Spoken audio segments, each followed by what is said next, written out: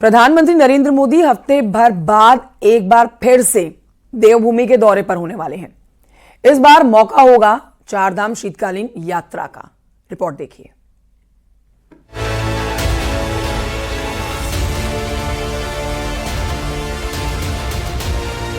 देवभूमि उत्तराखंड चारधाम यात्रा के लिए ही नहीं बल्कि अब शीतकालीन चारधाम यात्रा के लिए भी जाना जाएगा।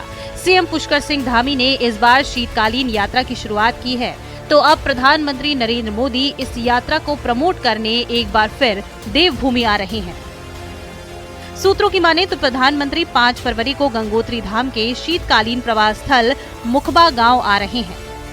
प्रधानमंत्री मुखबा में मां गंगा के मंदिर में पूजा अर्चना करेंगे। वहीं स्थानीय लोगों के साथ ही पंडा पुरोहितों से भी पीएम इस दौरान बातचीत करेंगे। प्रस्तावित कार्यक्रम के अनुसार पीएम इसके बाद हर्षल में जनसभा को भी संबोधित कर सकते हैं। शीतकालीन यात्रा इस राज्य के लिए बहुत उपयोगी सार्थक सिद्ध होगी प्रधानमंत्री जी के आने के बाद, और मैं प्रधानमंत्री जी का आभार व्यक्त करता हूं कि 5 तारीख को उनका गोमुख क्षेत्र में आना हो रहा है, और एक बहुत बड़ा मैं कह सकता हूं उसके बाद उत्तराखंड के गंगोत्री के क्षेत्र में उत्तरकाशी हमारा जनपद, वहां यात्रा बढ़ेगी।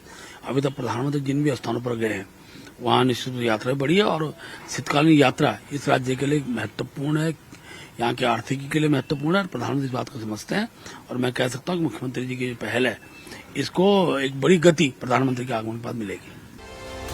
पीएम के इस दौरे को शीतकालीन चारधाम यात्रा और खासकर पर्यटन के लिहाज से बड़े बूस्टअप के तौर पर देखा जा रहा है। मां गंगा के शीतकालीन पूजा स्थल मुखबा में इसके लिए विशेष तैयारियां शुरू कर दी गई हैं। ये पहला मौका होगा जब कोई प्रधानमंत्री गंगोत्री धाम के शीतकालीन पड़ाव पर पहुंच रहा हो। मां पतित पावनी भागीरथी गंगा के शीतकालीन प्रवास में ऐसा ज्ञात हुआ है कि महामानव देश के माननीय प्रधानमंत्री नरेंद्र भाई मोदी जी पधार रहे हैं, और खुशी का हम सबका ठिकाना नहीं है। सारे क्षेत्रवासियों में खुशी की लहर दौड़ रखी है, और निश्चित तौर पे हम समझते हैं कि महामानव अगर हमारे मां पतित पावनी भागीरथी गंगा के शीतकालीन प्रवास में पधारेंगे तो निश्चित तौर पे इस क्षेत्र की दिशा और दशा बहुत तेज़ी से सुधरेगी। और तो यात्री जो अभी मुझे लगता है कि अगर 10% आता है तो निश्चित तौर पे 60% तक का बढ़ोतरी होगी, और सारे देशवासी खुशी हैं, सारे क्षेत्रवासी हमारे खुशी हैं। हम चाहते हैं कि हमारी पूरी तैयारियां हो गई हैं। प्रधानमंत्री मोदी के इस दौरे को शीतकालीन चारधाम यात्रा के लिए संजीवनी के तौर पर देखा जा रहा है। प्रधानमंत्री ने देवभूमि में जहां जहां भी कदम रखा, आंकड़े बताते हैं कि उसके बाद वहां देश दुनिया के पर्यटकों श्रद्धालुओं की भीड़ उमड़ गई। फिर चाहे पीएम के केदारनाथ बद्रीनाथ के दौरे हों या सीमांत पिथौरागढ़ की उनकी आदि कैलाश की यात्रा हो। न्यूज़ 18 के लिए देहरादून से सुनील नवप्रभात की report. Deputy CM Brajesh Pathak आज अयोध्या के दौरे पर रहने वाले हैं। इस पर जानकारी ले लीजिए आप कि वो मिल्कीपुर विधानसभा उपचुनाव के लिए बीजेपी उम्मीदवार के पक्ष में चुनाव प्रचार करने जा रहे हैं। यहां पर ब्रजेश पाठक 2 कार्यक्रमों में शिरकत करेंगे।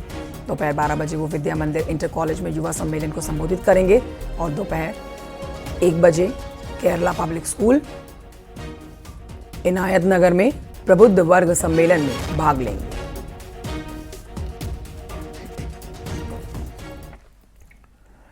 संभल हिंसा की जांच के लिए न्यायिक जांच आयोग आज पहुंचेगा। एक बार फिर से संभल दोपहर 10 बजे का समय है जब न्यायिक जांच आयोग की 3 सदस्यीय टीम संभल पहुंचने जा रही है। शाम 4 बजे का समय है जब ये टीम यहां पहुंचेगी। पीडब्ल्यूडी गेस्ट हाउस में लोगों के बयान दर्ज होंगे। इस दौरान शाही जामा मस्जिद के सदर भी यहां पर अपने बयान को दर्ज करा सकते हैं। न्यायिक जांच आयोग की टीम हिंसा की जांच की ये तीसरी बार पूछताछ करने के लिए पहुंच रही है संभल। इससे पहले 21 जनवरी को जांच आयोग संभल पहुंचा था। जामा मस्जिद के सर्वे के विरोध में 24 नवंबर की घटना आपको याद होगी, जब हिंसा भड़की थी।